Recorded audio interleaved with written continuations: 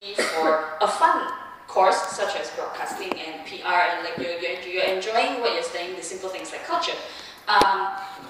But when you are thinking of your future, when you are planning to enter into the industry, you have to realize that you are not just working for your own life. What you do on a daily basis in your company, in your productions, are actually part of a larger picture.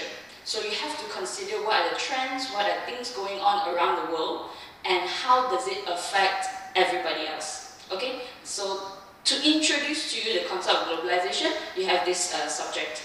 And how does globalization affect communities around the world, including and especially communication and media, because that is the main way how globalization happens in the first place. Okay, how many of you don't understand the word globalization? Good. So you know that we are talking on a world basis, and you have to understand that it's not just one way, it is two ways. We'll talk about that in a while. Another objective that we hope that we'll be able to achieve with this course is to let you realize the importance of globalization and what you study, mass communication, how it impacts people around the world. So this is what you should be able to do by the end of this semester. You should be able to explain to somebody or give them some examples about the environment of media around the world. For example, if I ask you now about certain, let's say, Disney company, you may know what it is, but you don't understand, you may not realize how it affects your life from your childhood or other people from other parts of the world. So we will look into that in the next few weeks. And another thing that you should be able to do by the end of this course, the outcome, the objective, what you need to be able to do is to understand the terms. There will be some concepts and keywords that you'll be learning. For example, some theories like electronic colonialism. What does that mean? You've already learned, I think, cultural imperialism. Have you learned that? No. So you will learn cultural imperialism as well. So these are some of the terms. It may sound like, what is that? But you will learn them slowly, and eventually you'll be able to use them, not just in whatever you will do in the future, but also for your other subjects. I'm very sure they will be useful. Okay, so that is the mindset that you need to have. You should know by now that I don't expect very much from you. Whatever I tell you to do, that's all I ask. I don't ask you to go home, study extra 6 hours just for my class. I know you have other courses. That's why I ask you to concentrate as much as you can during the lecture, so that you don't have to revise and revise and revise all the time. Make full use of these 2 hours. Then, if you fully understand, I don't have to repeat myself in tutorial. You don't have to waste your time copying notes from seniors or your friends, etc. So like I said just now, this is not an easy course. And I realize I tend to talk very fast. So you need to tell me when I'm talking fast. Okay? Can you do that? Okay, awesome. You can call me. So this is your main reference, your textbook for this subject. McPhail, Global Communication, Theories, Stakeholders and Trends. I'm not sure whether it's available at the bookstore. You can go and check, but I'm very sure that it's available at the library. As far as I know, 2 sems ago, when I taught your senior, they didn't borrow from the library at all. So it should still be there.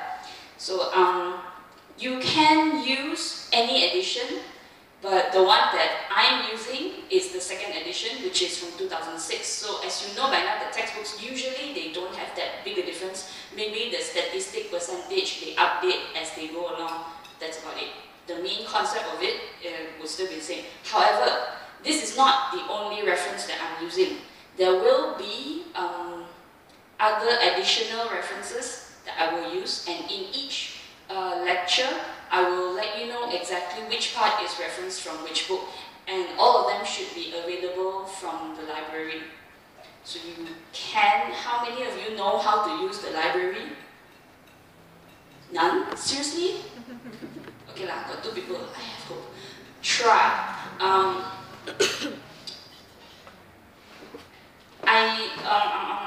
I want to discourage you this semester, so for this subject, to get information straight from the internet. if you can, try to keep it more academic, more reliable. I know in culture, you just like go to any website, go to a blog, and then just take something or from Wikipedia or something. That's still okay because it's culture. But because this one is very heavy on theory, you have to be careful where you get your information from. So that's why I encourage you to follow the reference if you can, or if you do look for your own reference on the internet, make sure it is trustworthy, that you can trust it. If you're not sure, ask me, okay? Okay, these are the things that you will be covering throughout the next few weeks. There are 11 chapters. I have condensed some of it. What we're going to be going through today is the characteristics of globalization. How do you know that globalization exists in this world? In what form can you detect it? Can you see it happening? And what are some people's perspectives about it? Some people have different point of view regarding globalization, which we will cover today. And then you will learn, like I said, key concepts and theories and the terms and the words that you will need to apply in your assignment. Then stakeholders. Stakeholders here means, I mean, you know what is shareholders? Essentially, it's the same concept. In a global scale, the communication and media are controlled. Yes?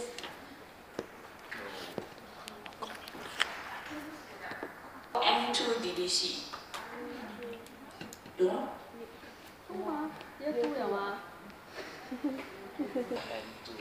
Oh, I'm only teaching E3 to 5. Yeah. Miss. So who's doing 1 and 2? You don't have timetable, man? Then how do you end up here today? Not yet tutorial. Oh, so no tutorial class information yet. Okay. Well, let me know when you find out. Okay. Where was I? Okay, topics. Point 3, right? Global communication systems. Yes. Like I was saying just now, there are a lot of companies that are controlling how information flows around the world. So we're going to take a look at that. A lot of them are companies that you might have already known because you're in broadcasting. So companies like Time Warner and Viacom and Disney, like I mentioned just now, may be names that you are familiar with. But you might be surprised when you see exactly what they own throughout the world compared to what you realize. You will see that they actually hold a lot of influence in the global media, okay? Of course, not just from the West, we will also talk about stakeholders, non-US stakeholders from, let's say, Europe, and also upcoming now from Asia. Next, we're going to look at news. How news is disseminated and the flow of information control. As you can see here, we'll talk about CNN, and also global news agencies here include, you know Bernama? Essentially, the largest scale Bernama.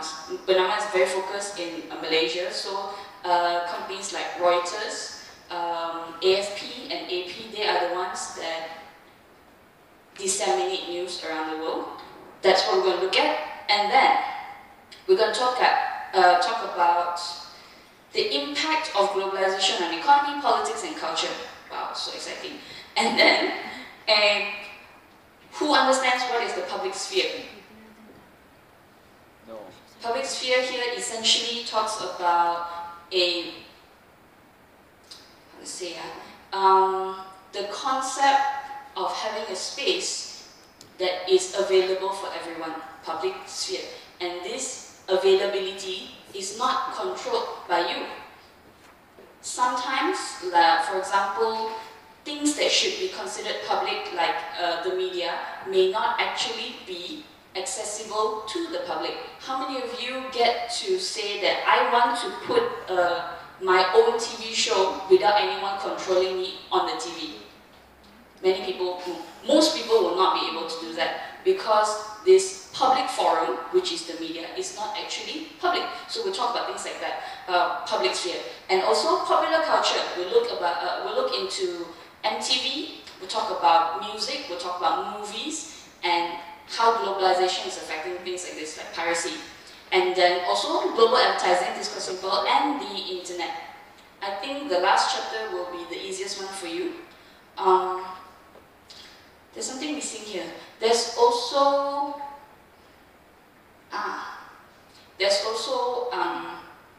a part where we look at international organizations. For example, the one that we're looking at specifically is the UN, the United Nations, and how it plays a role in many aspects: economy, politics, even culture around the world. Okay, so that is what we are going to do for the rest of this semester. Are you excited? No. I can tell from your faces. I haven't even started the lecture and you're already like, can I go now? How many of you stayed up and waited for election results? One person. Everybody else, what do you do? Sleep. Facebook. So when did you find out the results when you woke up this morning? Shop. Facebook when? Tengah malam ke? Tengah Or malam. this morning? Not bad. So, how happy are you with the results? No. No. We're not happy. Najib sucks. Let me ask a general question. Are people unhappy because of the results or because the way the results were caused? The way. Wait. So if without any allegations or any claims that people say that there were things that were not supposed to be happening, would you have accepted the result if this was? Yeah. I would. Oh really? Cool. Blackout.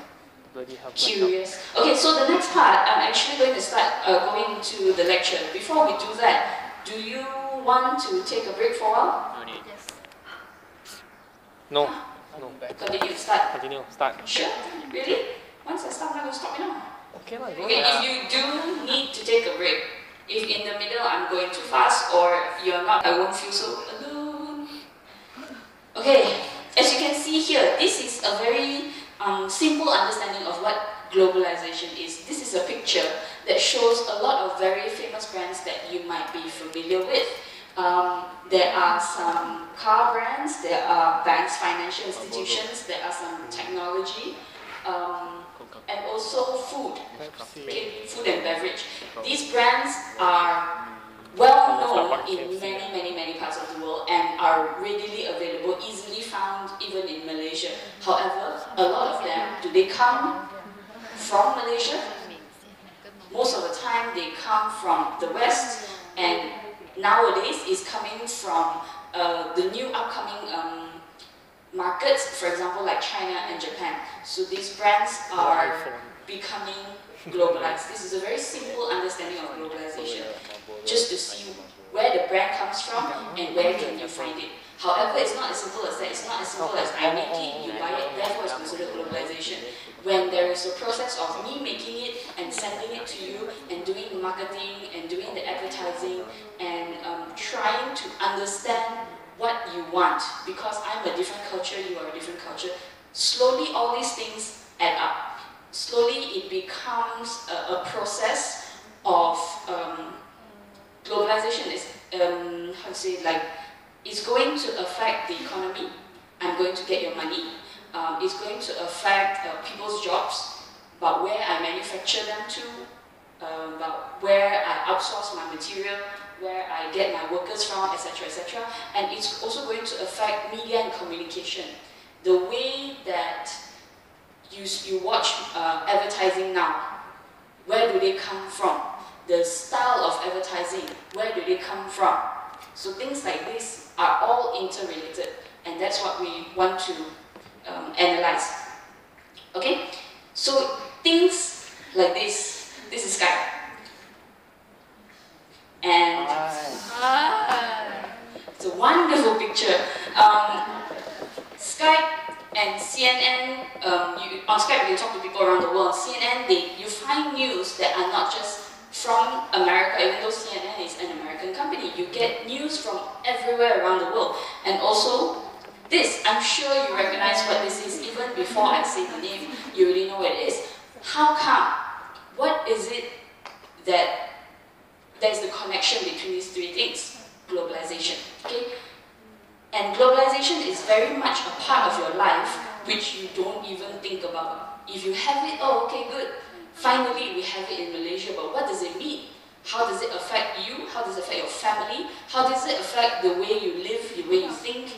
And also, how does it affect everybody else around the world? For example, like this. We don't often see this, but it can be found in parts of the world where McDonald's, the name in English, does not have a meaning as well.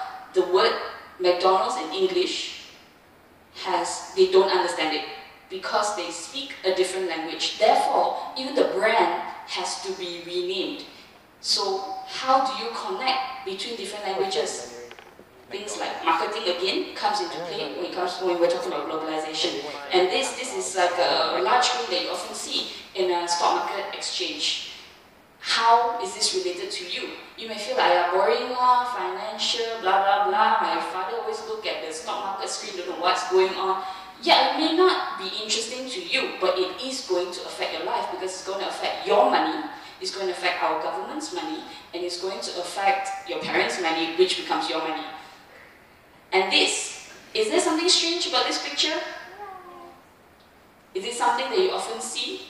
Not common, right? Because the attire that he's wearing is of a religion that is from the East, that is from an Asian origin. However, the person who's wearing it is from the West. So this is a result, a very unique result of globalization. So as you can see, even culture and religion and your daily life is going to be affected by globalization. You may feel that these companies don't know what they're doing, the governments all making their plans together, but nothing to do with me. But they have everything to do with you, you just don't realize it.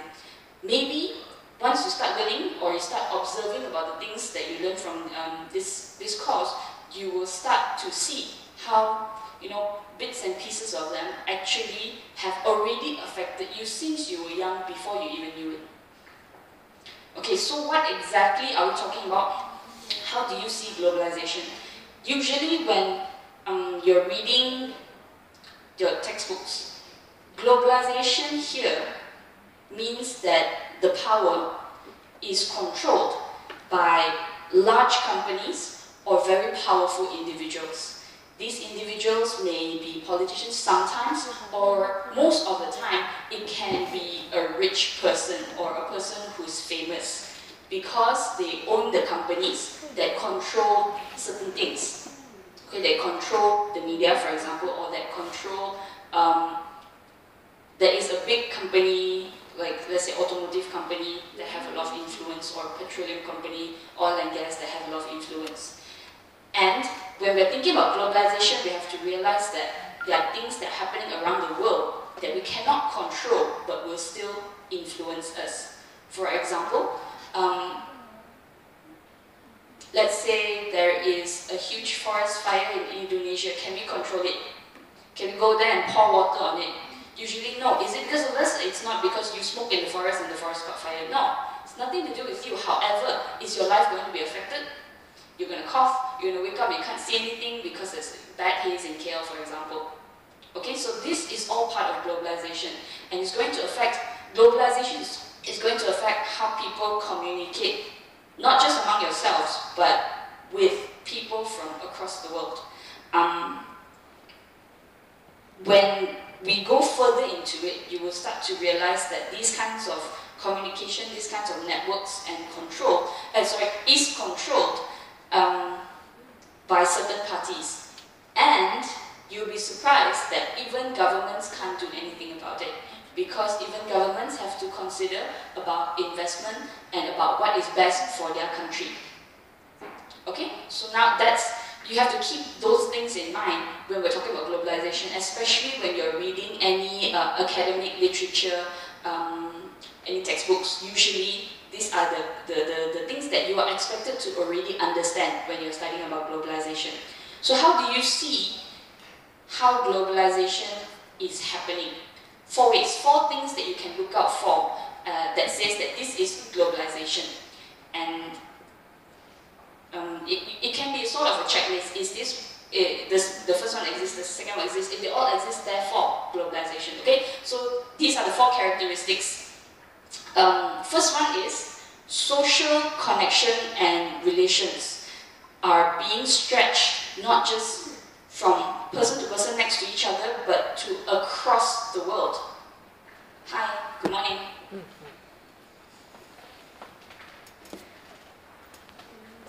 It's okay, everybody already knows your religious community. You have family that live outside the country that you email or Facebook or Skype. Or friends, it doesn't have to be family. Friends, okay, a few of you. So you know that your connection now, because of technology, and it is able to reach across continents, across any country's border lines.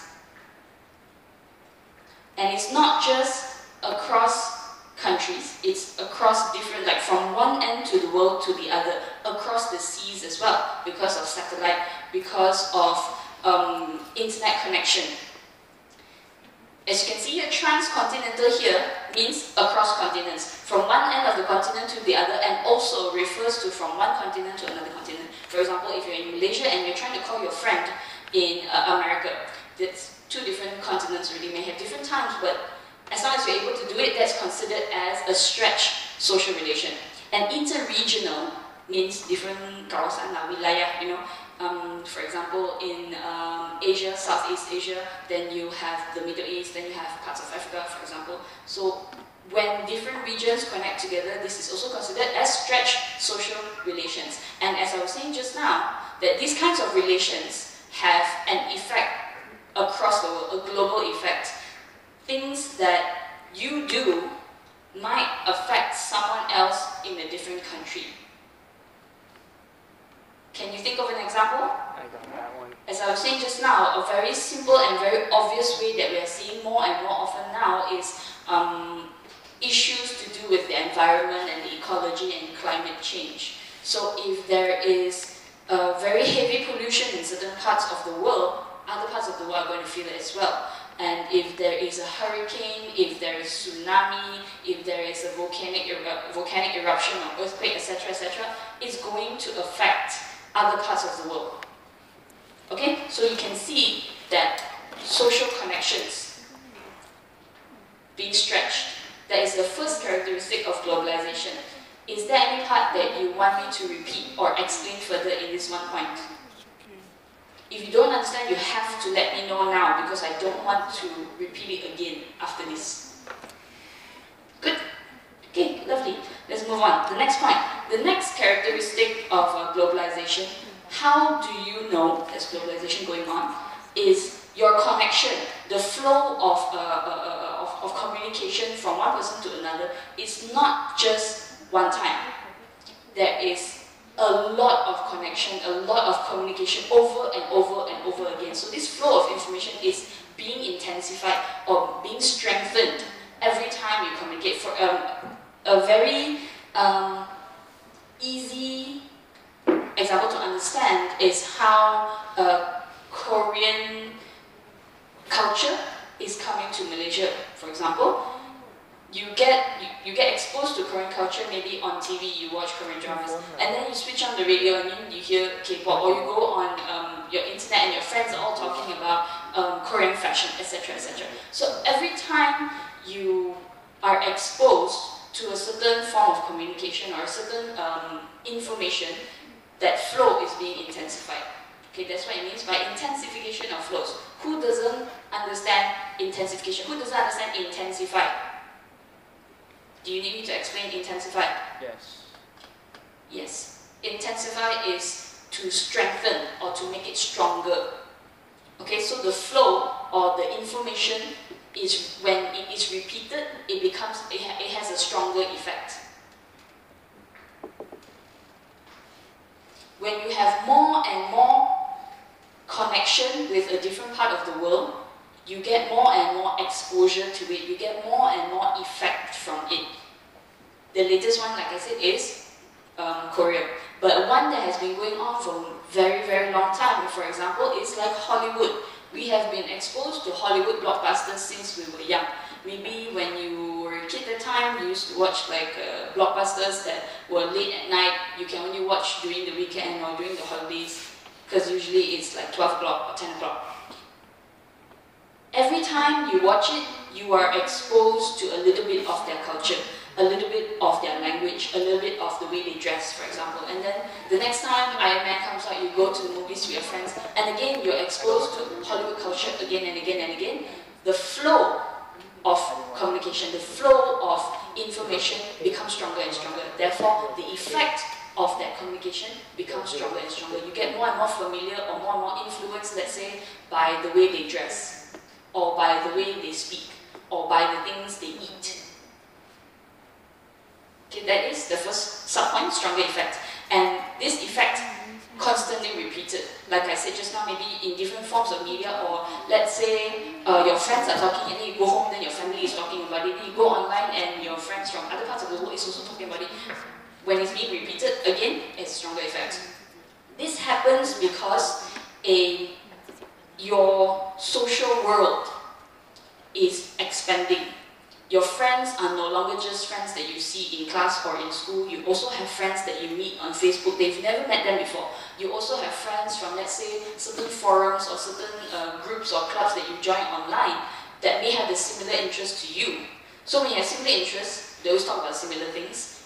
Repeated effect, when they keep talking about it, when they keep sharing things like K-pop music videos or something like that, then you get a repeated effect.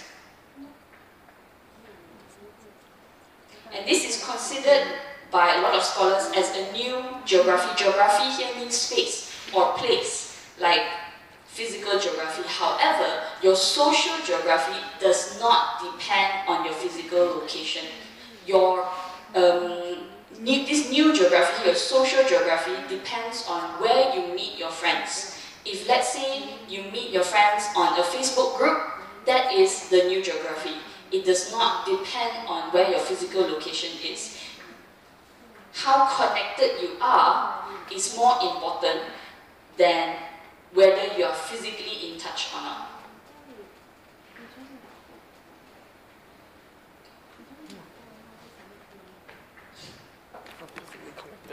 Okay, so far so good? Make sense? Need me to explain some more? No? Okay, next one. Okay, the third characteristic of globalization here is interpenetration, how to say, interconnection, intercommunication. To penetrate means to enter or to go inside. Okay? So the communication does not, in globalization, it does not happen only in one direction. It goes both ways. Okay? For example, let's say we watch a lot of Hollywood movies. At the same time, they also read news about Malaysian elections. Okay? The communication in a globalized world is not just one direction. Although sometimes it may be heavier on one side, but most of the time there is more and more communication going in two directions, in two ways, two-way communication.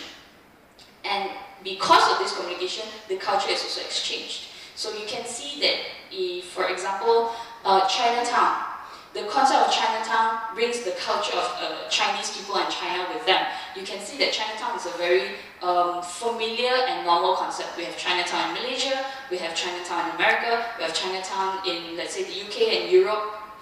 This is an example or a result of interpenetration. Of course, there's a lot of Western influence in China. There's also a lot of Chinese influence in other parts of the world because of two-way communication.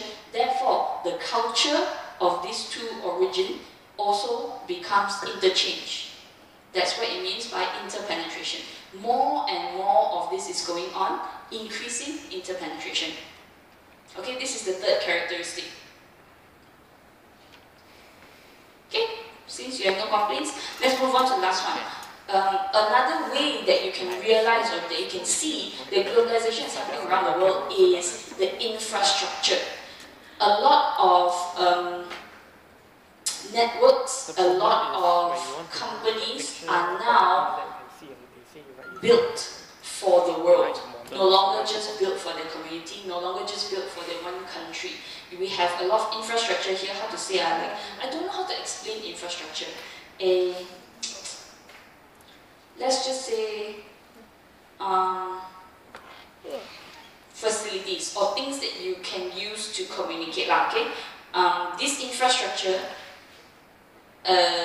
exists everywhere in the world, and it is for the purpose of communicating with the rest of the world. The first one that you can see here, one of the examples of global infrastructure is in our international organizations. Do you recognize what the logo is?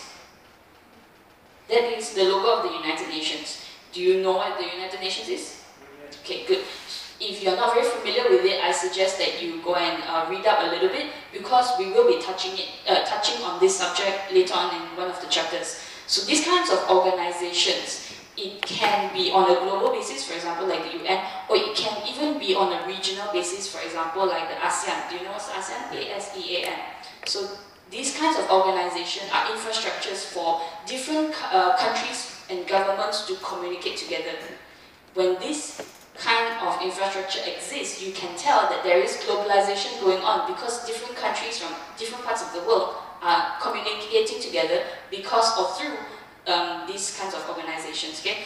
What are the uses? What are the purposes of having these institutions? It is to not control, but to govern, to moderate the whole world. It's not that UN is trying to control the whole world, but because every country will definitely have some sort of connection or relationship with a different country, therefore you need a moderator. Okay, you need somebody who will be able to have power on both sides. For example, I'm sure if you check Facebook, there are a lot of people who are petitioning the UN or petitioning the White House, asking you to sign something to ask for international interference or help because of the election issues yesterday. So if you see things like this, this is an example of the use of having a global infrastructure, because a country's decisions is going to affect other countries as well. Do you understand this part? Just the international organizations? Okay, I'm going to move on to the next infrastructure. Okay, another one that you can see is that you use all the time are technology, information technology, and communication technology. For example, your internet connection, your satellite, your mobile, things like this don't just exist in one area or one country. You are able to use this infrastructure to connect to the entire world. Why does this exist? It's a very simple business sense. If you want to have business relations or economic relations with a different part of the world, you need to communicate with them, right? Therefore, you have this kind of technology, you have this kind of infrastructure to support global markets. Because companies are expanding from outside their country, they're no longer just doing local business, they're doing global business. Okay, so far so good. Moving on, another infrastructure or another trend in infrastructure that you can see is that countries, physical location of countries are no longer that important anymore. It doesn't matter whether your favorite global brand comes from a small town or a big city or big country. It doesn't matter whether it comes from the west or from the east, because physical location is no longer that important in a globalized world. So what happens is certain cities become more important than the country itself. For example, if you're thinking about America, you know America is a big country, yeah, but does it mean that every part of America is as important? Not necessarily. Those parts that have no political power or economic power is less well known compared to, let's say, Washington. You may have heard Washington DC. Why is Washington such an important or significant name? Why is this city so important? Places like New York, why is this so famous? Because these cities hold influence more than the entire America itself. When we are talking about the strength of American politics or American government, we are actually talking about one city, okay, instead of the entire America. Does that make sense to you? Some people look blurred. Do you need me to give another example? Okay, let's see. Let's just take Malaysia. in the eyes of the world, Kuala Lumpur represents Malaysia. Is it true? Is the whole of Malaysia like Kuala Lumpur? Not necessarily. There are other states that may not be the same, that may have different cultures, different religions, different way of life, different economy, different everything. However, Kuala Lumpur is the seat of power, seat of influence in Malaysia because it's the capital. Therefore, when people think about Malaysia, actually they're thinking about Kuala Lumpur. They're not really thinking about Langkawi, or they're not thinking about Lumut, or some of those places that I see in the election. I don't even know where is Mas Gading. Where is that? I have no idea. So what happens here is a nation state, which is what you understand as a country, a nation state is no longer the most important geographical location in a globalized world. In fact, it is where the most powerful or the most powerful centers of influence, locations of influence, that is more important than where your country is actually. Why do people keep looking at the door? It makes me think that someone's there. Almost. Okay, so these all things like your technology, things like the international organizations, all this combined together makes an infrastructure that connects the whole world together. And this is one way that you can see that globalization definitely is going on around the world. Hi, welcome. My lecture is half done. Actually, 2/3 done. Hello. Okay, so these 4 characteristics. So far so good? Okay, I do have one more part to continue after this.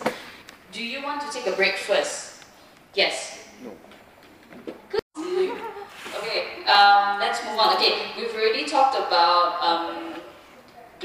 what is globalization? How should you understand how to see whether globalization is happening around the world?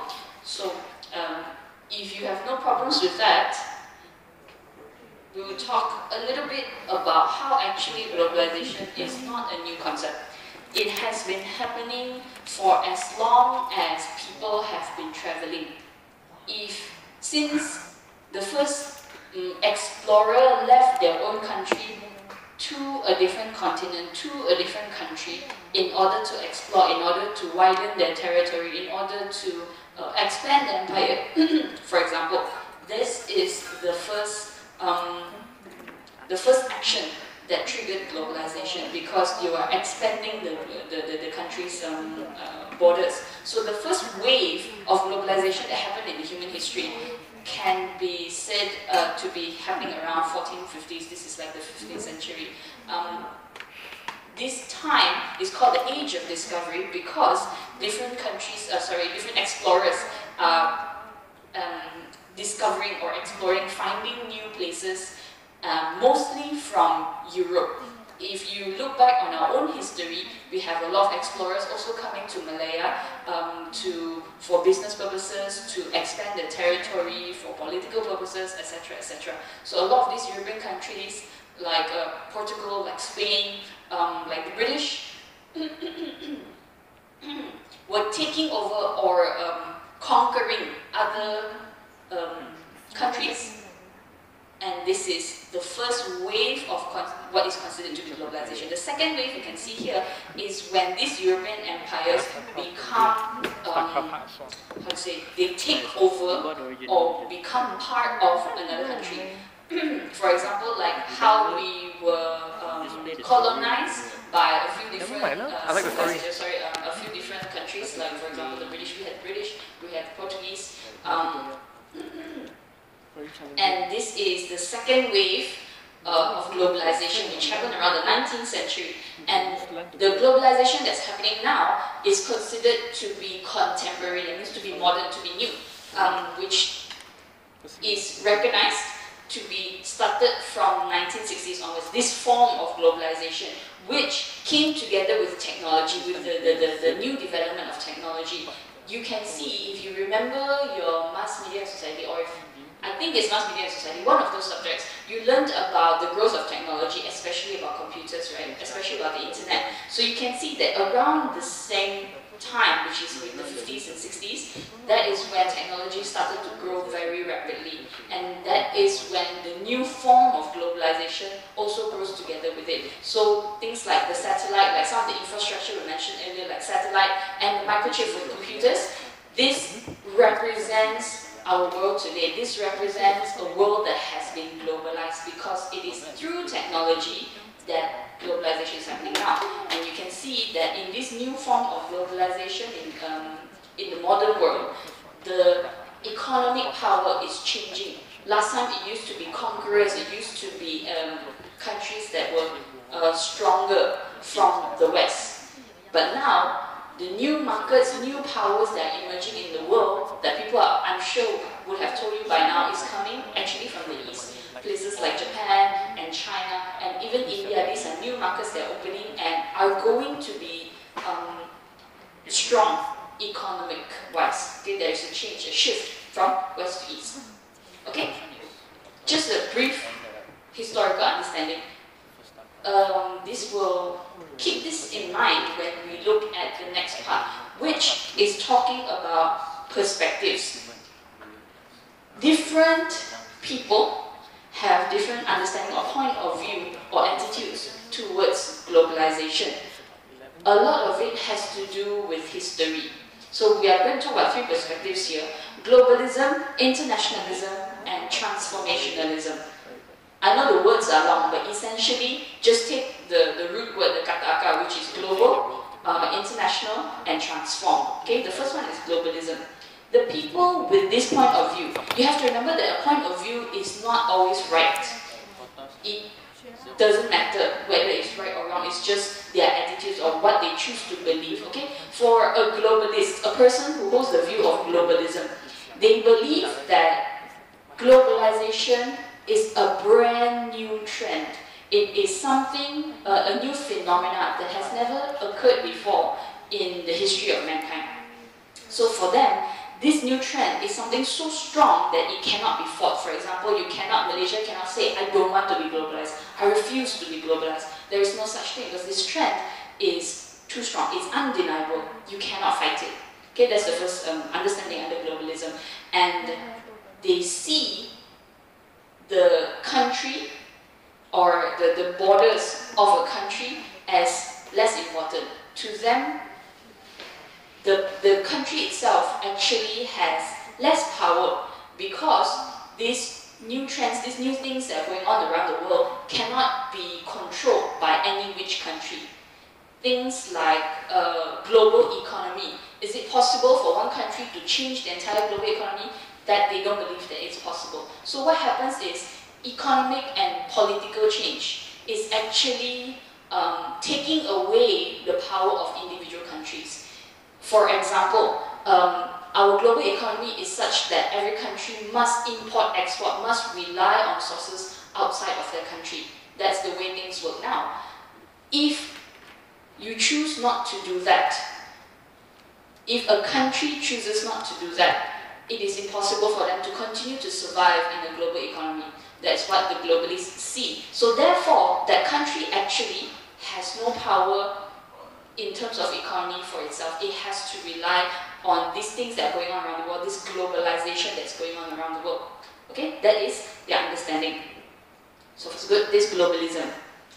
Globalization is strong, it takes power away from individual countries. That's what they think, okay? It is something new, has not happened in history, and you cannot fight it. Okay, we move on to the second perspective. As you can see now, we're going into a very theoretical point of view, but you will be able to use this in your assignment.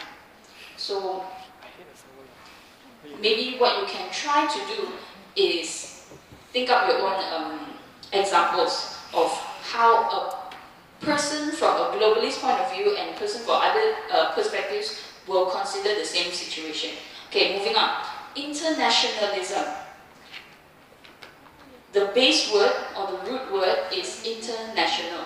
That means inter means between, national means country, between countries. So a person which holds an internationalist point of view says that this thing that's considered as globalization actually has been going on for many, many centuries. As you can see, the 3 waves earlier, actually in history, what they believe under internationalism, history has already proven that globalization has been happening for a very, very long time. It is not something that is really that powerful. It's not something that is taking over our lives. Actually, people are just over-exaggerating on globalization. This is, again, like I told you, a point of view. It doesn't mean they're right. It also doesn't mean they're wrong. It's just how they think. Okay? So these connections, this communication between countries has been happening since explorers have been traveling, since the pedagang bring spice from India, bring silk and stuff like that. So actually, you can do whatever you want. It's not like somebody else is controlling your country. Your country still has your own political free will. That is what they perceive. In fact, all these kind of communication and interaction between countries is giving you more power to choose. It's instead of taking away power from you, which is the first perspective, which is the globalist perspective, this second perspective, internationalism, actually says that the more choices you have, connections and interactions you have with different countries, the more power you have because you're working together. The more choice you have to work together with a certain government or choose not to work together with a certain government. So you have more power instead of less power. Okay? Under this point of view, they're saying actually globalization is a concept that is too big. There is no such thing as one thing that happens everywhere around the world. They believe that this trend actually is regional. Countries in Southeast Asia affect countries in Southeast Asia. Countries in Africa affect countries in Africa, which to a certain extent may be true. So they are saying that the concept of globalization is too big, is exaggerated, means they how to say, they make it very kwajang. Okay, they make it as if it's such a big thing, as if it's such a brand new phenomenon that's never happened before. And the last point of view, the last point here, they believe that globalization is actually bad because it makes certain groups of people into victims. As economy and politics are not readily accessible for everybody, people with less education, people with less income, people who are younger, especially children and women, are being left out of this globalization trend. They are not being educated or given the opportunity to be part of the globalization trend. People from the second perspective, internationalism, they think this way, that in fact globalization is not even a good thing. Okay, can you see now the differences from 2 points of view? No, yes. I need some sort of response so that I know whether to continue or to repeat. Repeat which one? Nombor 2 atau nombor 1? Only number 2. Number 1 is okay? Okay, I'm going to just simplify it. Compare the first globalism to the second one. First one says that globalization, the concept of globalization, brand new, never happened on such a big scale before. Okay? Compared to the second one, they say actually it's not really that big. It has been happening for centuries and centuries, for so long already. So it's not a new idea, it's not something new. People have been going from country to country for generations and generations. Okay, this is the first concept. Second concept is that under globalism, the first perspective is because countries, individual countries cannot fight the globalization trend, therefore their power is actually reduced. They have no political or economic power when it comes to a global situation. For example, the example I gave just now, the global economy. If you choose not to take part in the global economy, there is no way to survive. Therefore, it is not possible for you to use your power to make the choice not to take part in the global economy. That's under globalism. Globalization takes power away from countries or governments. Okay? Compared to the second perspective is, because of globalization, because you have the opportunity to connect, communicate, and to interact with different countries, therefore you have the choice. When you have the choice, you have the power. So that's the difference here. You have the power whether to import-export from, let's say, Thailand, from Malaysia, or to import-export, let's say, from Japan. When you have the choice to stop whenever you want. That gives you the power to control what's happening in your own country. Okay? Two different points of view. Both of them may be right, depending on what you think. Oh my god, I never had 2 points of view before. Okay, those are the main points. The rest of the points that you can see here, I know there's a lot of words, but essentially they're just explaining further those two main concepts. Okay? We will discuss more in tutorial. Okay, then the last one, third perspective, is somewhere in between. Transformationalism. The root word is to transform, to change. So if you compare to the first two, you put those two on either side, transformationalism actually is sort of in the middle. They are saying, or these people think, that globalization is actually something that is quite important, that is making a significant or quite a noticeable change in the world. However, it can be resisted, it can be stopped if you don't want it. It's really up to you. Okay? If you want to exercise your right as a country to decide, then you have the ability to. You have the choice whether you want to follow the global trend or not. So the transformationalism here is sort of in the middle. So on the second point, which is talking about the power of countries, right? Transformationalism believes that you have the power, but most countries will choose to adapt. They will choose to follow globalization. You have the power to adapt, whether you want to or not. But most people will do it. Because, see the third point, constraints by transnational power. This is the reason why most governments will choose to adapt. Because they have economic consequences. They must consider economic factors. If you choose not to take part in the global economy, what's going to happen to your country? Right?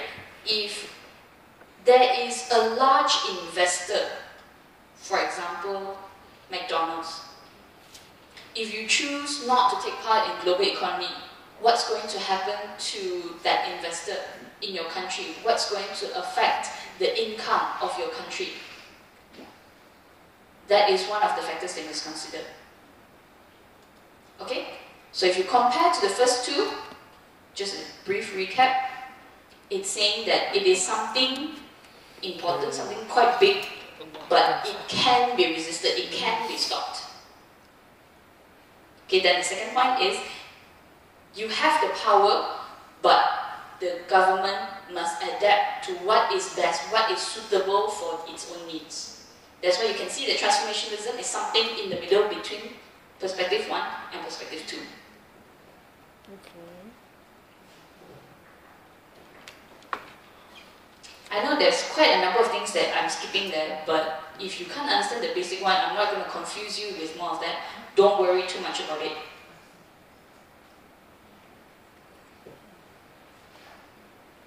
Okay? Make sense to you? Okay. You can. Moderate. Okay. Moderate.